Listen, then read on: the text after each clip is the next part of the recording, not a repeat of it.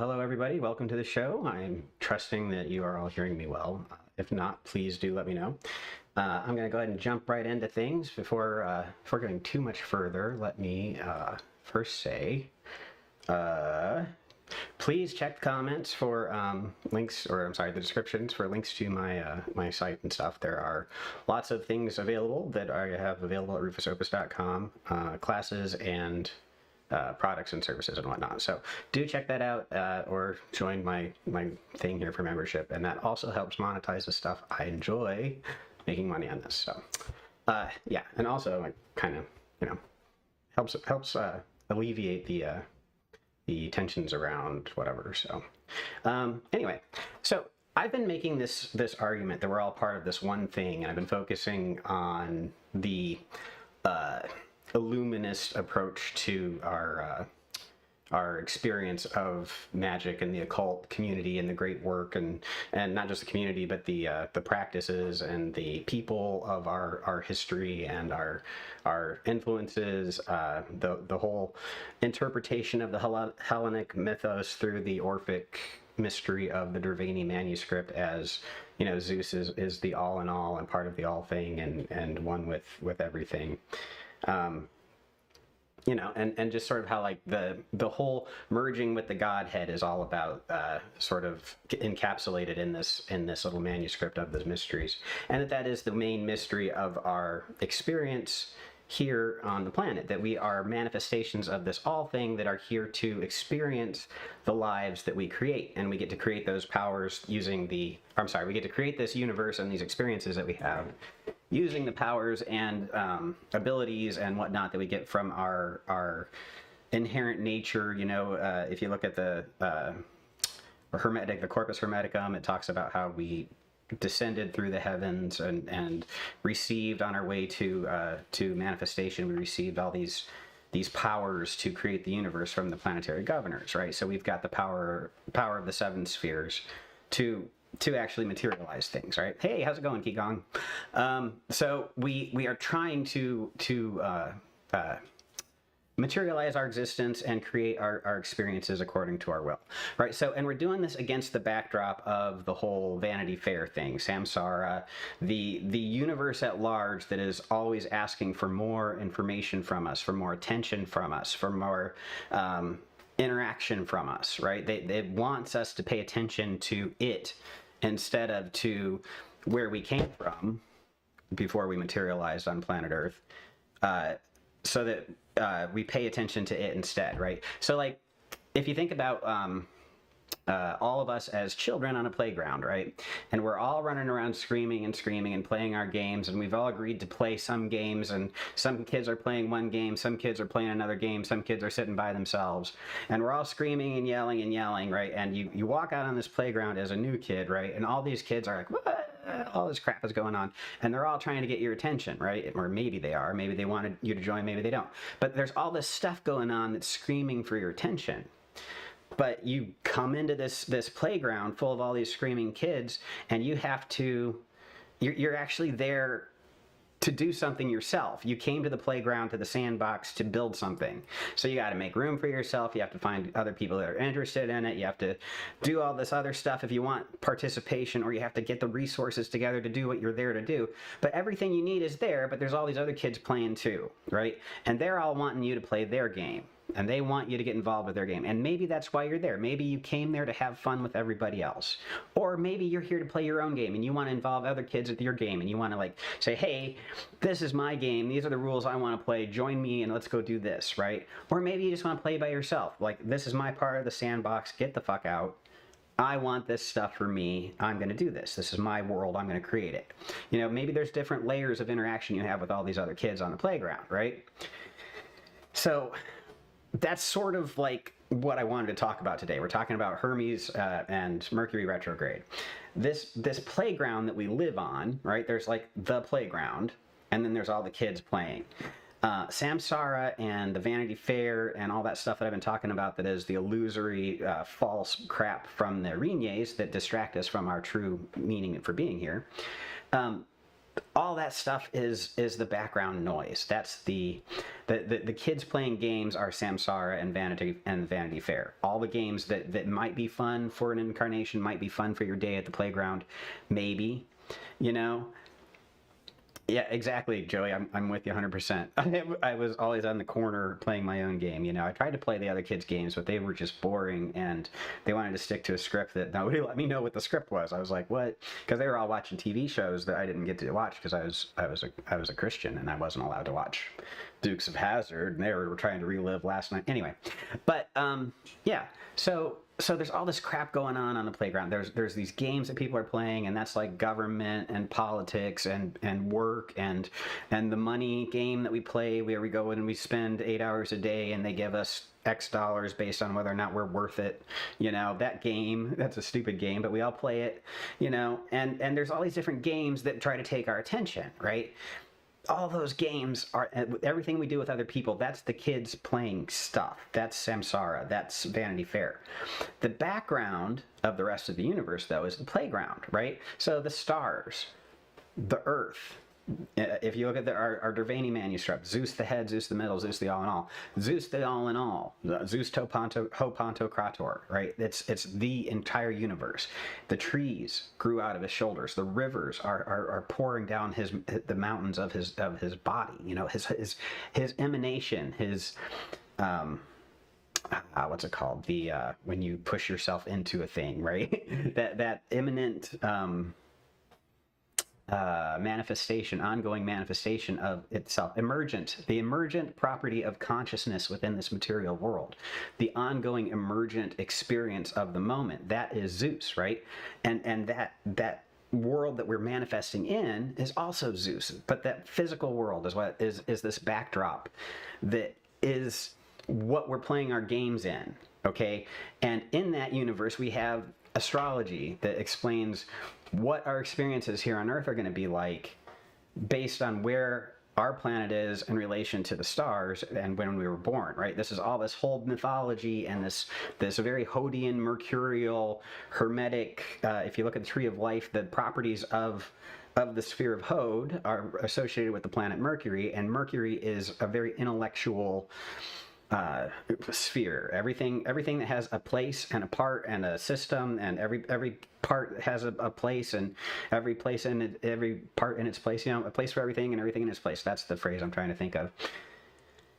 That's Hermes. That's Mercury. That's the essence of Hod, and this Hodian system of interconnectedness and how everything intercommunicates with each other. Right, the communication flow that establishes our experience, our games, right? The games that we're playing with one another, the way we communicate, the symbol sets.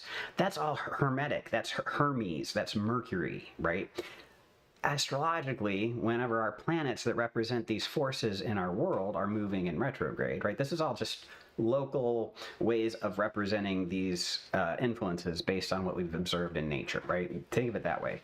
The actual powers of manifestation, the Mercurial or Venusian or Jupiterian or Saturnine or whatever, you know, the different powers of the planets manifest everything together here in our material world, right? But, you know, what they represent are really just ideas, and where they're at in the heavens gives us an idea of how those ideas are going to be manifesting in our experienced world. So astrology is a way of interacting with these invisible forces in a predictive way so that we understand what's going to happen, right? We can tell what's going to happen with when Mercury goes retrograde. The planet starts to look like it's moving backwards from where we're standing, and we end up experiencing these waves of manifestation of poor communications, systems break down, everything that's under the sphere of Hod basically falls apart. All those connections, all those intellectual ideas, the ability to express the rules of our concurrent games to one another, the ability to participate in the games clearly, because everybody who's playing together has to be able to understand what the rules are and communicate and everything. That breaks down, right? All the functions and features of Mercury are sort of experienced as being retrograde, like in reverse, right? Instead of like going forward and expressing things, it's going backwards. And our experience of that, theoretically, according to astrology, is going to be introverted, right? We're going to go back over the last period of time that was going forward, and previously it's like as Mercury is going through the sign, it's progressing and we're having these experiences, but it goes backwards. We go backwards and we're supposed to relive all that crap that we just went through and then go forward again when it goes direct, right? And that's sort of like what you can expect if you believe all this stuff from astrology. I don't put a lot of weight in astrology, I really don't, but retrograde Mercury has always been complicated for me as a Hermetic magician until I learned about planetary charity, right? And this is something that's obvious. I was talking to Rob Hill this morning about this, and it's blatantly obvious to the most casual observer that the gods, when they're mad at you, you give them offerings so that they're not mad at you anymore. So when a planet goes retrograde, you just made offerings to the god that was represented by that planet, and then the bad effects of that planet don't impact you as much, right? I tried it. I was like, why not? I've had a crap time of Mercury retrograde my whole life. Let's see if this fixes it, because I didn't believe in it, and I poo-pooed it. I said, this is crap. Anybody who believes in Mercury retrograde is crap. You know, so I started trying the charity thing, and it turned out that my Mercury retrogrades all of a sudden weren't painful, and I didn't have the kind of crap that was going on for everybody else. So I started to realize that, okay, there's something to this planetary charity thing. So that's what we're going to talk about today. We've talked a little bit about, so this particular Mercury retrograde is in Leo, right? So whatever sign it happens to be in when it's going through its retrograde gives you an idea of what the energies are that we're going to be expressing or experiencing as they express themselves into our life, right? As it emerges, the emergent qualities of Mercury are going to be they're going to be in the area of Leo, which is how you know, your expressiveness, your personality, your boisterous going forth with all of your stuff. Everything that you try to express about your desires is going to be a little complicated, right? So your true personality, letting yourself shine, right? All that stuff about yourself that you like to do, that's all going to be complicated right now. People aren't going to understand what you mean when you are yourself. That's not going to come across the right way, in theory. So that's something that we get to look forward to because we're all connected. Let's see. So that's basically, Mercury retrograde. I'm looking at my notes here. Mercury retrograde and its astrological significance. Introduction to Hermes and his relevance to Mercury retrograde. So Hermes is our god, the deity that we actually associate with the planet Mercury, right? And he's the fastest god, right? It's the fastest planet. It's closest to the sun. We see it move around the most. It goes retrograde, I think, the most. It's like 3 times a year or something like that. You see it going retrograde. It goes through its retrograde within about a month. It's not that big of a deal. It's like 24 days. You got like 3 weeks of trouble. You've got a week before and a week after, or 2 weeks before and 2 weeks after, where it starts to slow down and then speed back up. For me, that's the hardest part. You know, going into it, I have problems. Coming out of it, I have problems. But when it's all the way direct or when it's all the way reversed, I'm fine. Full speed ahead Mercury. My Mercury in my natal chart is in Gemini, right? So if you ever wonder why I seem a little bipolar, there are reasons. The whole Gemini thing is where my mind tends to reside, right? So I see both sides of things, and when I'm going forward and directed with Mercury direct, great, my mind is focused. When it's retrograde, fine, whatever, focused. But when I'm in between, I'm just like, I can't modulate. I can't figure out what to do. So that whole process is definitely reflected in my chart. But the way to get past those humps over the beginning and the end is through planetary charity. So I have the orange candle back there and my Herm. Those are my offerings that I make to Hermes when it's time to make those offerings. Hermes is the god that is associated with the planet Mercury, right? So when Mercury is in flux, Hermes is the god that we go to for help with that. If you're ever trying to do a Mercury rite and you don't have the associated planetary alignments properly set up for everything to go properly, as magicians, we conjure the spirits that rule the forces that manifest through the astrology. Astrology is passive, it's fate, it's always happening, right? It's always going to be the backdrop of what's going on in your life. That's the playground, you know, that's your weather forecast for what to expect on the playground today. Is it going to be hard to talk to people? Yeah, it's going to be hard to talk to people for about a month. People aren't going to understand you. Okay, so that's going to be something to experience on the playground. Just for a month, whatever. So that's astrology. Hermes, as Hermetic magicians, we can go to Hermes and say, Hermes, this is the weather. I need you to fix this. I'm going to have a hard time here. Strengthen my voice. Give me the corrective measures to be able to deal with Mercury and Leo in the way that it's supposed to be done. And Hermes then is like, okay, what do we do? What do we do when we have a god that we need help from? We give him an offering, just like always, always, always, always. It's been the same thing, right? Throughout our entire history as human beings, we make offerings to the invisible spirits in exchange for what they give us in return, right? That's how we do it. You light a candle, you light some incense, and you make an offering, and you ask the gods for what you want, and hopefully it works for you, right? And people say, well, if it didn't work, your astrology was wrong. Well, your astrology was always wrong. It's never a good time to do anything, okay?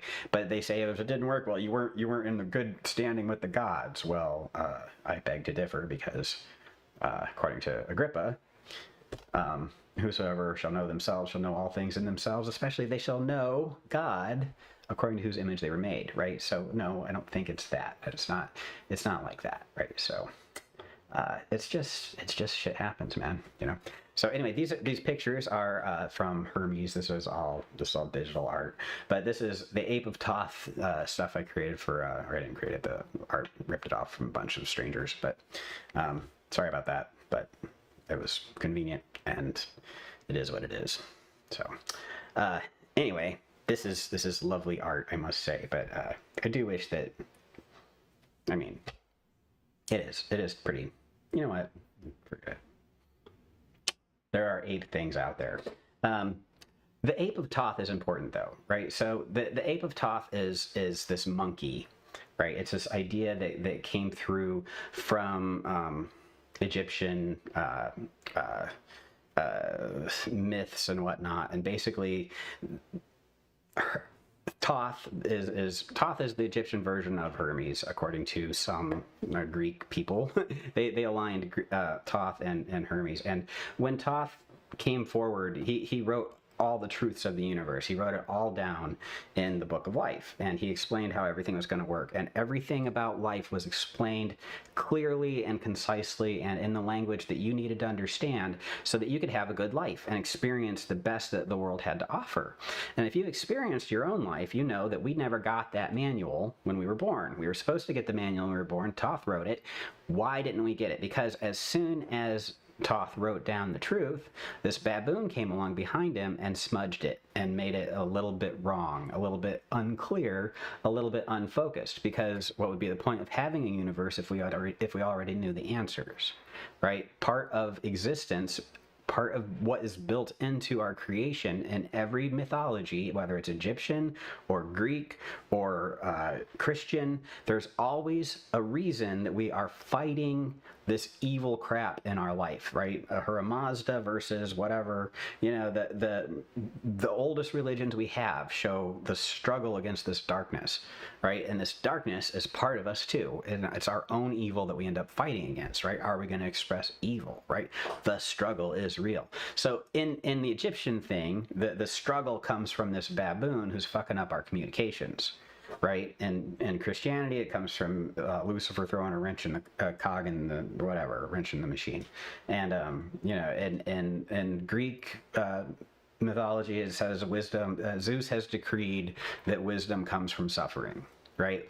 That's just in every religion, suffering exists, and we explain it somehow as being part of the process of existence. Whatever. I don't know. Whatever.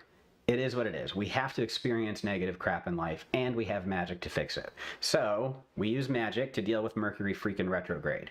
Whether we like it or not, Mercury's going to be retrograde. Whether we like it or not, you're going to have more experiences of poor communication. Whether it's because you expect it because it's Mercury retrograde, or because it's real because it's Mercury retrograde, it doesn't matter, because really you're going to experience it as if it were because Mercury retrograde. And doing this ritual mysteriously gets rid of that problem, okay? So whether it's all in your head or whether it's an actual astrological force that's fucking up your life, whichever one it might be, this solves both. So There we go. We do magic because magic helps. Life is hard.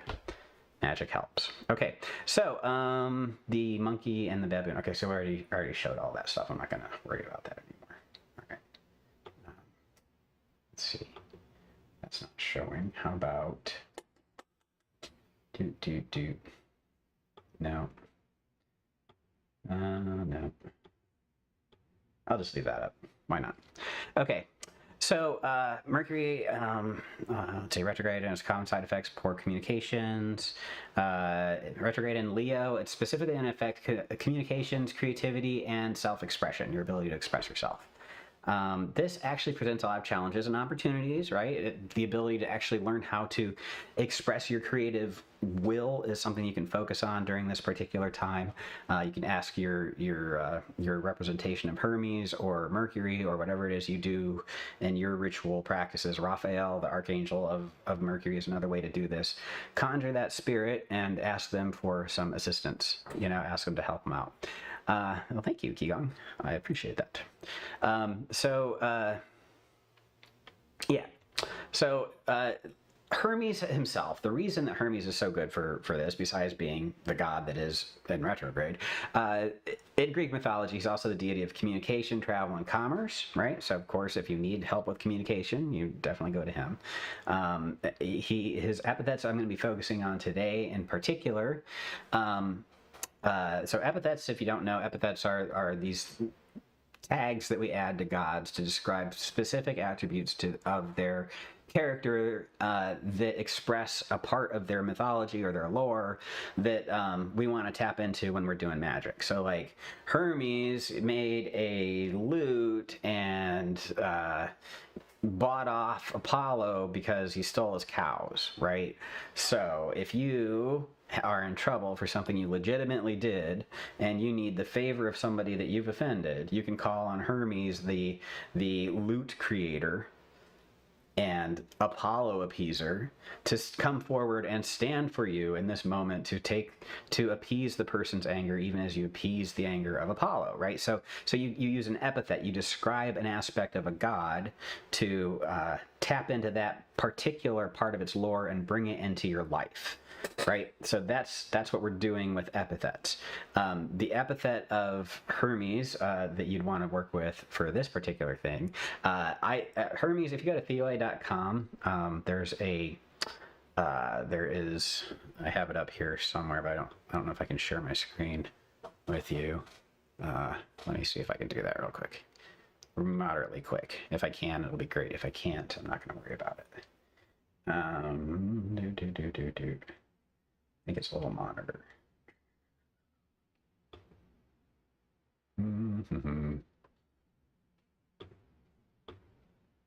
I don't see it. Oh, maybe if it's in there. Nope. Oh, I see why.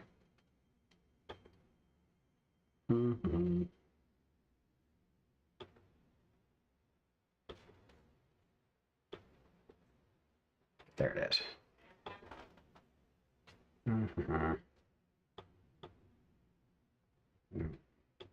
Maybe not. Sorry. Yeah, it's too big. You can't see it. Suffice it to say that theoi.com has a list of all of the Greek names and everything that you could possibly hope for to see for all these epithets. So I picked not at random, actually, the ones that I thought were best for this particular Leo Mercury retrograde thing. So if you're going to conjure Hermes, I would recommend using the epithet Psychopompos, guide of souls, because the psychopomp aspect of Hermes, his role was to accompany so if you remember Persephone, she got kidnapped by Hades and ended up being taken to hell. Her best friend wandered the world looking for her, Hecate, with her 2 torches, wandering around the world looking for Persephone. And Hermes also joined her on this trip, and that he took his his magic wand with the snakes on it, and he used that to waken and put people to sleep, right? And particularly the souls of the dead. So they travel together, Hermes and Hecate travel together around the world, wakening and putting to sleep the dead. And it's through the power of Hermes' wand that Hecate is able to gather up these souls, right? And they work together as this. So if you ever need to work with the psychopompos of Hermes, you can definitely do that. So as his role as guide of the dead, he helps transform things and can help transform this particularly troublesome time, right? So and you can get in touch with him as the psychopompos with the Orphic hymn to Hermes Chthonios, which is also available on theoi.com, theoi.com, and excellent resource for all things Greek. The Orphic hymns are there, and you can find the Orphic hymn to Hermes Chthonios to get in touch with Psychopompos or Hermes Chthonios himself directly. You've got Hermes Logos, the god of eloquence, right? So because this is a time for retrograde and everything is terrible for communication, you ask for him to clarify my tongue and open my throat and open my mouth and let all of my words flow clearly and cleanly from wherever they come from my mind and the will of God himself through my mouth into this universe where they can be expressed and understood and received and heard, and the meaning is clearly expressed. Hear me, O Hermes Logos. Be with me and help me communicate these things throughout this difficult time, right? Eloquent. So you ask God for that. And also Hermes Athanatos Diactorus. Athanatos Diactorus, our immortal messenger, right? So he's also, this is another aspect of him where he's always providing us with that communication from the gods. Because he is the angelos, the messenger to the gods, it's a time where it's hard to actually remember the things that we learn from being in the presence of the deities, right? Because our communications are going to be harder to communicate with our traditional gods. We might feel a little bit more left alone or more lonely because we're not capable of communicating with them as clearly. This addresses that. So if you're having a hard time calling on your gods and working with them, then yeah, you wanted to call on Athanatos Diactorus. Okay, I've got a poem I'll post on my Facebook page about Hermes Agator. It's basically a bunch of his epithets. You can read that prayer to him. You just conjure him on Wednesday morning at dawn. You light a candle to him and you say, "Hermes, oh you beautiful god, come forth." And then you read this poem that I wrote and you say, "Here you go, and receive this candle and this incense and bless me and help me during all this." And it should help quite a bit. But you can also use the Orphic hymn to Hermes, or the Orphic hymn to Hermes Chthonios, and whatever you do, conjure the god and then bring him forth and then tell him what you want, which is eloquence and assistance and charity throughout the time of your whatever. If you're going to address if you're going to make an offering of something for the statue, like if you have a statue and you want to like make an offering to the god, I find that my Herm statue back here, if I anoint that with the 5-finger grass oil, that works really well. Lately I've been working with I've been buying from Devil's Conjure all my oils and stuff, and it's working out really great. And Adam Conjure is the guy that runs that place. He's a very, very cool person and highly recommend it. But yeah, you just anoint you put a couple drops of oil on your thumb and you anoint your statue and you say, "Receive this offering and the blessing, and in return, please also bless myself." Simple ways of doing this kind of thing. I believe magic should be easy and active and something that you can do within 10 or 15 minutes when you need to. But whatever. There's a time for long, drawn out rituals, but I'm not really a big fan of them. So the Orphic hymn to Hermes, I'm not going to go over that in a lot of detail. I have a lot of classes on this kind of thing. If you take my class on Hermetic magic, or the planetary magic of Hermes, there's a lot of information on Hermes in there that I highly recommend, and it's all available through rufusopus.com. So please do feel free to buy all that stuff there. But basically, if you read through the Orphic hymn and you actually read it in detail, you learn so much about the god itself and the deity and the powers that it represents. And when you call on the spirit, you're calling on those specific aspects of creation, right? And if you think of gods as like sort of like a node in this network of consciousness, and they're a node of great power and influence and lots of responsibility and control and whatnot, and they also like it when people like them, and you turn your nodal attention to them. It's a way of getting that attention and focusing that energy into your life, right? It's just like a lens, taking the light of that God and focusing it through and concentrating it into your personal experience. I believe my dog is in the room somewhere. Ooh. Okay. Yes.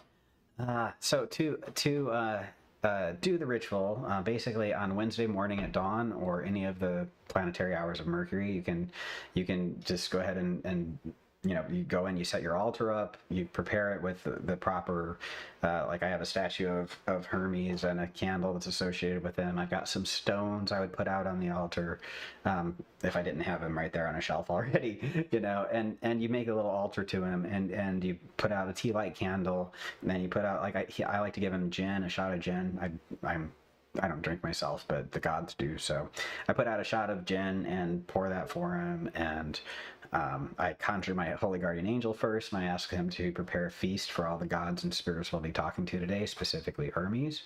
And then I conjure the spirit, and I say, Hermes, god of whatever, and blah, blah, blah, and you're these epithets. Or if you're going to work with Raphael, you can do Raphael, I call you by the whole Trithemian conjure thing.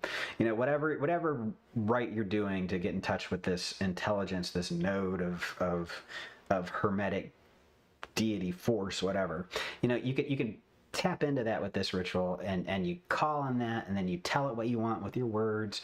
You make the offering of the incense, the liquor, and the fire from the candle. The spirits mostly like, in my experience, smoke and fire, and it's smoke and fire all the way. And it's the incense that rises up on the smoke and it goes into the air. The fire, the heat goes into the air. I believe all these spirits are aerial spirits. It's a convenient way to look at it if you want to think about it that way. It's not necessary that you believe what I believe for you to have a good time with magic, but I find it convenient to believe what I believe. So it makes for a lot of sense on things. Let's see. Joseph says, when doing the 7 spheres, do the Orphic hymns count as their conjuration? I focus more on the planetary angels, intelligence spheres.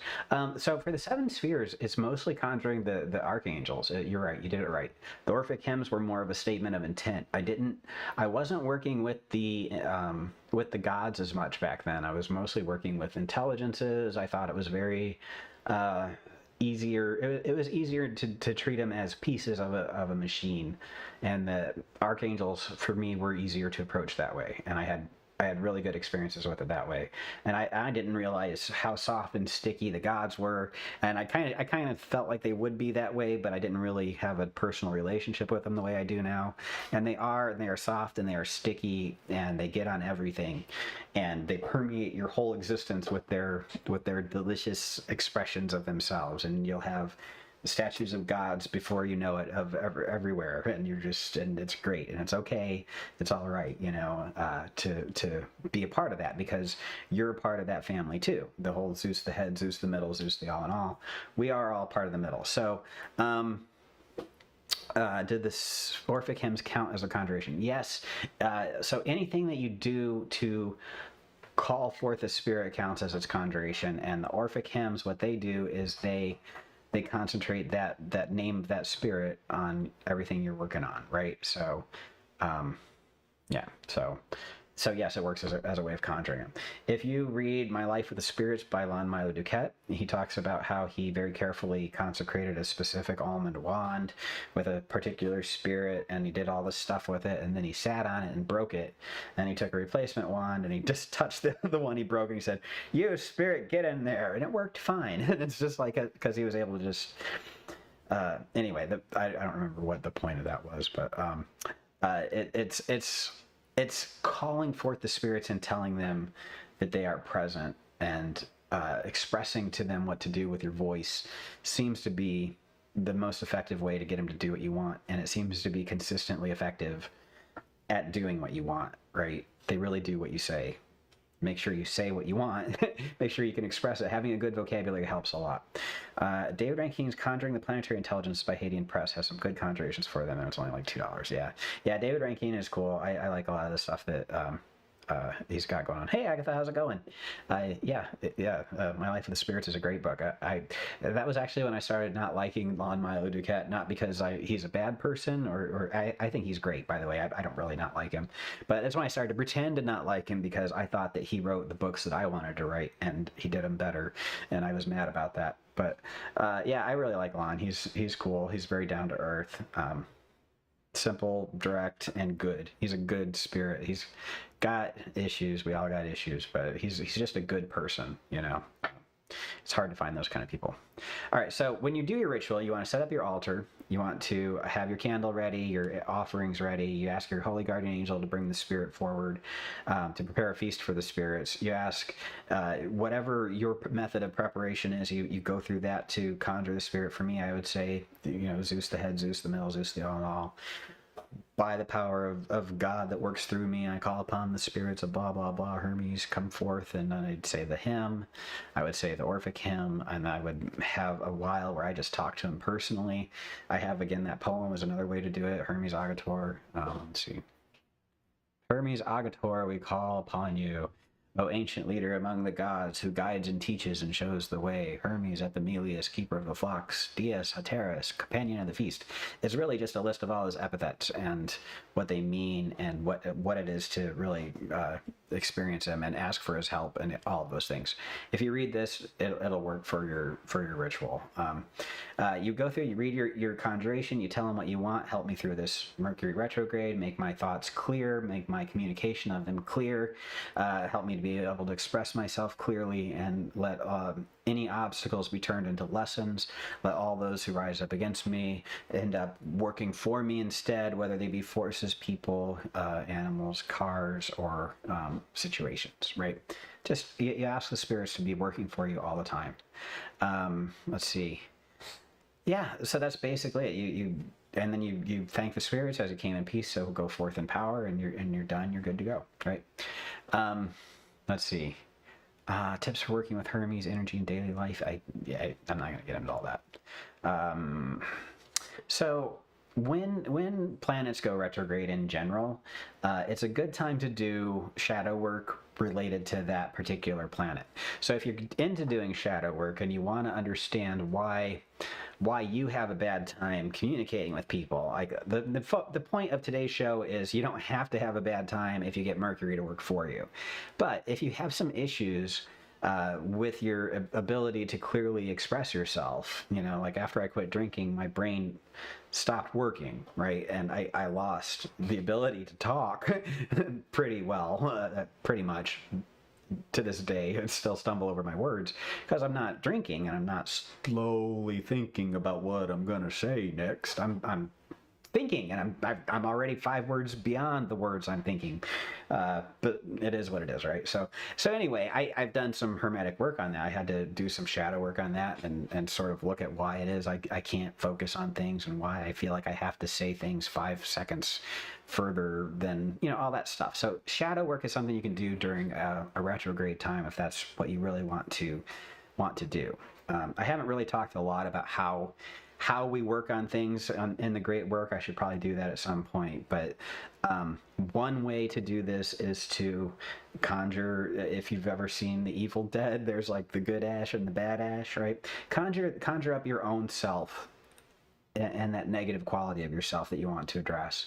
Put it in your spirit in your table of practice, and your scrying medium. Conjure yourself into there. Ask your holy guardian angel to help bring out this in a way that you can talk to it. And it's very much it's like a thought experiment where you're able to communicate with your shadow side by giving it an opportunity to communicate with you. And you conjure your spirit into this crystal, and you can talk to it just like you're talking to a spirit from outside your body. It is a mental trick. It is you talking to yourself for sure. It is not I don't want to pretend like magic is psychology and psychology is magic. It is just a trick, but it is a useful trick that has a meaningful impact on your life, and it's a way to understand why you have such a hard time talking to people. And oftentimes, people who do this, they hear the voice of the person that screwed up their throat, right? The person that told you you're supposed to be seen and not heard, for example, or you talk with, you're going to kiss your mother with that mouth, right? All the things that you hear growing up, when you're told not to say what you should say, what you feel in your heart needs to be said, your voice of honest indignation, right? When anybody stops you from saying what needs to be said, that creates a web, a mesh over what is like a throat chakra, if you will, right? Your ability to communicate things into being. Hermes can help you clean all that stuff up. That's what the shadow work is for. You iron that out, you express it, you clean it, you purify it, and you're able to communicate again after you work through that, right? So, anyway, that's one way to deal with that. And retrogrades are a great time to work on that kind of thing. So if you're interested in that kind of internal work, it's a good time for that. Let's see, Hermes Chthonios. Let's see. Yeah, if you want to work with Hermes Chthonios right now, it's a good time for introspection, shadow work, and the unveiling of hidden truths. It's very much a good time to go on that underworld journey with Hermes, away from the above world and down below into the realms where the Agathos daemon was most at home when he was still a snake god, right? You're going down into the bowels and whatnot, and it's his ability to traverse those realms, between the above ground and the below ground, is what makes him hermetic and mercurial, right? He's able to be celestial or dark as needed, right? So while he's on the dark side, it's a good time to go into that kind of thing. If you've got ancestors you want to work with, if you have, I don't know, it pretty much any of the darker sides of things, it's a good time to communicate with those with your necromantic rites and your as a hermetic magician. When Hermes is retrograde, you can definitely go into the shadow realm and deal with that kind of thing. Let's see, deep-seated fears, unresolved past issues, and subconscious patterns, those are all parts of it too.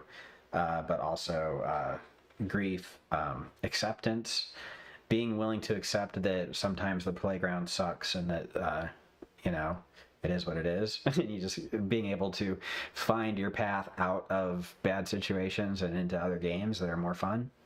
That's all stuff you can find too. Let's see. Also, unveiling hidden knowledge. Like, a lot of times we are so distracted by the games that we're playing and the games that other people are playing around us that we forget to communicate with our source, right? We forget to pursue the deity, right? So conjuring gods is one way to conjure that intimate experience with a manifestation of Zeus, the all in all, Zeus, the all thing, Zeus, the head, Zeus, the core that emanated as us, so that we can create this life and experience it with everybody else, right? So we get to commune with that side of ourselves that the Hermetic texts, if you look at Hermes Trismegistus and the Divine Pymander, it says that when you pursue your source and those manifestations of God that are your source, the evil daemon is not sent to plague you, right? So you're not so distracted by all the crap from samsara and from the Vanity Fair, all the games that people are playing around you. You're not as distracted when you remember why you're here, because you wanted to manifest a life for yourself that had this happen and that happen and this joy and that experience and this fun, right? That's why we came here, right? I came here to have a good time. Damn it. And you guys set the goddamn place on fire. Anyway, I don't care. I can have a good time in a house that's on fire, and I can have a good time in a house that's not on fire. So, all right, let's see. Joey says, let's see. Let's see, where were we? Okay. I like to ask the spirit I'm working with to make sure I don't get in car accidents and keep people away. Yes, exactly. That's a perfect thing for uh, for this as a right. Qigong, sometimes only able to make progress during retrogrades in some areas. Yeah, that makes sense. Absolutely. You can't make progress when you're busy in the stream of all things. Okay, Christian Science. Right on, right on. Yeah, crossroads work. Yes, crossroads work is good. And is there a saint associated with Hermes? I'm not a saint guy. Probably. Oh, I know that Expedite. I've worked with Expedite in a very Hermes kind of way. He's very good at cleansing the way and removing obstacles in a similar way to Mercury. So Expedite is sort of like that. Joey says Saint Peter. So that's also very good, I guess. I'm not familiar, but that makes sense. Peter is the rock, right? And he was like one of the apostles. Yeah, so I guess Saint Christopher Hermenubis. Hermenubis. Yeah, Hermenubis might be a good saint. Yeah. Okay. Yeah. So please check the comments. Lots of other people have ideas for good saints, but I'm not a saint guy. So let's see. Unveiling hidden knowledge. Yeah, transforming potential chaos and disruption of Mercury retrograde into a period of profound inner growth and spiritual work is something that we can do. But mostly, if you do these charity work, it takes 15 minutes and it saves you from so many hours of stress and miscommunication. And it's simple cleansings. It's like taking a bath and not getting pink eye, right? Right. It's like washing your hands after you go to the bathroom, not getting sick. It's pretty simple. Let's see. Do we have any Q's and A's? If anybody has any questions, please do feel free to post them. I will stick around for a little bit. Let's see. Yep. Okay, we went through over all the epithets. Homily on meeting the challenges. I think so. Let's see. During Mercury retrograde in Leo, we are presented with a unique opportunity to turn inward and reflect on our communication, creativity, and self-expression. The fiery energy of Leo encourages us to shine brightly, yet Mercury's retrograde motion asks us to pause and reconsider how we project ourselves into the world. This is not a time to fear, but rather a chance to embrace the lessons Hermes, the divine messenger, offers. By invoking Hermes Psychopompos, we seek guidance through transitions, trusting that the challenges we face are pathways to growth. With Hermes Logios, we refine our speech to ensure our words carry the power of clarity and truth. Through Hermes Athanatos Diacterus, we call upon the immortal messenger's resilience and swiftness to navigate and overcome obstacles. And by embracing Hermes Chthonios, we delve into introspection and shadow work. Lots of ways to make this particular retrograde not nearly as bad, right? It's a good time for revisiting, revising, and realigning our energies. Let's see. Yes. So as we go through this time and any other times when the playground is getting rough and the backdrop is getting uncomfortable and not a lot of fun, definitely seek God, right? Seek a God, seek any God. Seek your God. Seek your source. Find where you came from. Find your center. Remember what you're here to manifest. If you're not enjoying your experiences, plan a way out. It might not happen overnight. Plan a way out. Work with the spirits to get out of your situation if it's bad, and work with the spirits to build up a good situation, whichever one you want, right? Hermes is your friend, Hermes is your ally, and he can get you through the worst of all this stuff. So, all right, so Joey says, do you think Hermes is messenger of the gods and can go between both realms because Mercury moves so fast and goes retro so often? Probably. I think that's either that or because, all right, so are the properties of the gods from the motions of the planets, or are the motions of the planets reflections of the properties of the gods, right? Which came first, the god thoughts or the materialization? Or are we projecting God onto the planets, or are the planets the projections? Anyway, I think that the reason that we experience Mercury the way we do is because that's how Mercury is, and the planet reflects that aspect of the god, and our experiences with the god reflects that aspect of the god. But mostly it's us experiencing the god that matters the most, I think. So So yes, I think that he is definitely. I think Joey, you're right on that as the short answer. Yes. Okay, that's all I had for today. Thank you all for stepping in and joining me. I appreciate your presence and your enjoyment. Hopefully you're having a good time.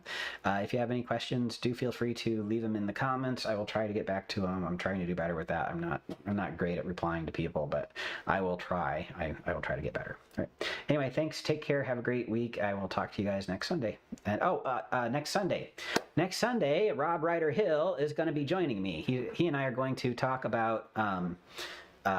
Well, who knows what we're going to talk about? The way we were talking this morning, what we were probably going to talk about is we're going to argue about things and not hate each other as an example to the rest of the fucking community on how to argue without hating each other. Because he and I don't agree about everything, but somehow we manage to be friends and respect each other's work in life, because we see that it's about bearing the light of Gnosis to the masses, and maybe we fuck it up along the way and maybe we don't, but whatever, we're all doing the job. So anyway, Rob Ryder Hill will be with us next week. Join us at 4 o'clock on Sunday. We're gonna have a nice chat, and should be good times. All right.